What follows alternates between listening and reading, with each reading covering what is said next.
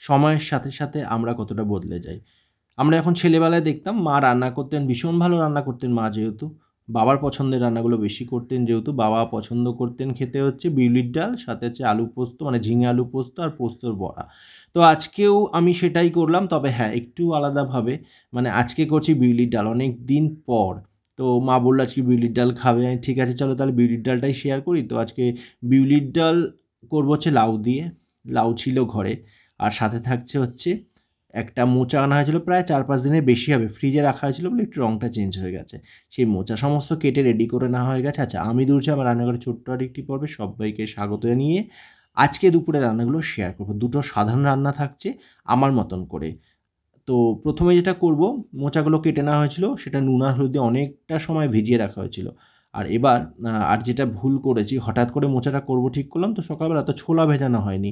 ছোলাটা মোটামুটি 15-20 মিনিট মানে 15-20 মিনিটের বেশি ভিজিয়ে রেখেছিলাম।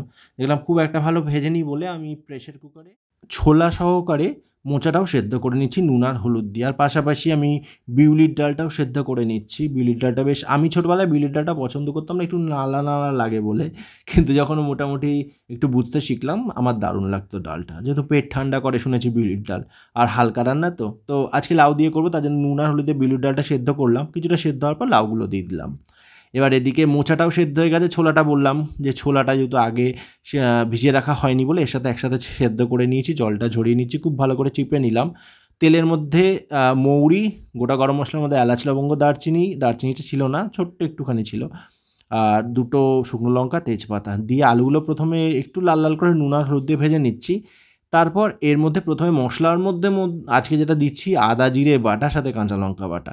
আর যেহেতু একটুখানি মৌরি বাটা দিলে বেশ ভালো লাগে, তো মৌরি বাটিনি বলে আজকে একটুখানি গোটা মৌরিটা এর মধ্যে অ্যাড করে দিলাম। আপনারা চাইলে একটু জিরেও দিতে পারেন। তো যাই হোক, এটা মোটামুটিভাবে ভাজা হতে হতে আলুগুলো, ডালটা একটু দেখে নিলাম ডালটা সেদ্ধ হয়ে এসছে, 2টো কাঁচা লঙ্কা চিড়ে রেখেছিলাম সেটা দিয়ে দিলাম একসাথে। আর একটু সেদ্ধ হয়ে গেলে নামিয়ে নেবো। এদিকে আলুটাও খুব ভালো ভাজা হয়ে গেছে। এবার মশলার মধ্যে আদা জিরে বাটাটা দিয়ে দিচ্ছি, কাঁচা লঙ্কা বাটাটাও রয়েছে ঝালের জন্য। আর একটুখানি রঙের জন্য কাশ্মীরি রেড চিলি পাউডার, সাথে নুন হলুদ আর মিষ্টি তো থাকবেই। এগুলো দিয়ে খুব ভালো করে কষিয়ে নিয়ে তারপর যে সেদ্ধ করে রাখা মোচাটা রয়েছে, ছোলাগুলোও রয়েছে সাথে। ছোলা দিলে বেশ ভালো লাগে। আমরা ছোলা দিয়ে খাই, চিংড়ি মাছ দিয়ে খাই, নিরামিষ এমনি খাই।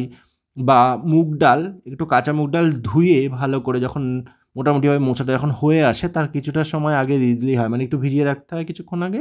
একটু দানা দানা হয়ে গেলে সেটা দিয়ে দিয়ে বেশ ফুটিয়ে মাখা মাখা করে নামিয়ে নিলে দারুণ লাগে সেটাও খেতে। তো এর আগে আমি ভিডিও শেয়ার করেছি মুগ ডাল দিয়ে মোচা। আজকে একটুখানি ছোলা দিয়েই করলাম, বেশ ভালো হয়েছে, ঝাল ঝাল করেই করা হয়েছিল। তো এটা মোচাটা হতে হতে ডালটা আমি এখানে সেদ্ধ হয়ে গেছে নামিয়ে নিলাম, ডালটা ফোড়ন দিয়ে দিই। তেলের মধ্যে দিলাম হচ্ছে মৌরি, এখানে দিয়ে দিচ্ছি শুকনো লঙ্কা, তেজপাতা। ব্যাস, এর মধ্যে এবার সেদ্ধ করে রাখা ডালটা দেবো, একটু নুন হলুদ আর একটু চিনি দেবো, সমস্ত কিছু দেওয়াই আছে। তো মোটামুটি একটু নুনটা কম লাগছিল বলে আমি একটু নুনটা এখানে অ্যাড করে দিলাম। দিয়ে বেশি সময় লাগবে না, সমস্তটাই সেদ্ধ হয়ে গেছে, ফোড়নের জন্য একটুখানি ফুটিয়ে নামিয়ে নেবো। আর একটু চিনি দিলাম স্বাদের জন্য, যেটা আগেই বললাম। তো আমি মার মতো করে, মানে মা এভাবেই করতো, 5 ফোড়নও দিতে পারেন, বেশ ভালো লাগবে। তো এভাবেই করে ডালটা নামিয়ে নিলাম। আর পাশাপাশি এখানে কিন্তু আমার মোচাটাও রেডি, মানে মোচার ঘন্টটাও রেডি।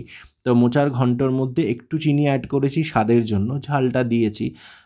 চাইলে একটু লঙ্কা বেটেও দিতে পারেন, মানে শুকনো লঙ্কা। তবে আমি যেহেতু শুকনো লঙ্কাটা সেভাবে খাওয়া দাওয়া, সেভাবে কেন, শুকনো লঙ্কা বাটা আমরা খাই না, গুঁড়োও খাই না, বাটাও খাই না। কাঁচা লঙ্কা দিয়ে অধিকাংশ সমস্ত রান্নাগুলোই হয়। ফোড়নে শুকনো লঙ্কাটা দিই। তো এটা মোটামুটিভাবে হয়ে এসছে, এবার আমি নামিয়ে নেব। দুপুরে গরম গরম খাওয়ায়, মানে গরম গরম রান্নাগুলোই আজকে পাতে থাকছে, খাওয়ার পাতে। এদিকে রইল মোচার ঘন্ট, তাও আবার ছোলা দিয়ে।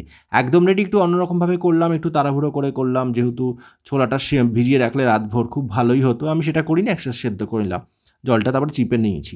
তো রান্না হয়ে গেল। আজকে রান্না করলাম হচ্ছে মোচার ঘন্ট ছোলা দিয়ে, সাথে হচ্ছে বিউলির ডাল লাউ দিয়ে। এটুকুই। কেমন লাগলো জানাতে ভুলবেন না। টাটা।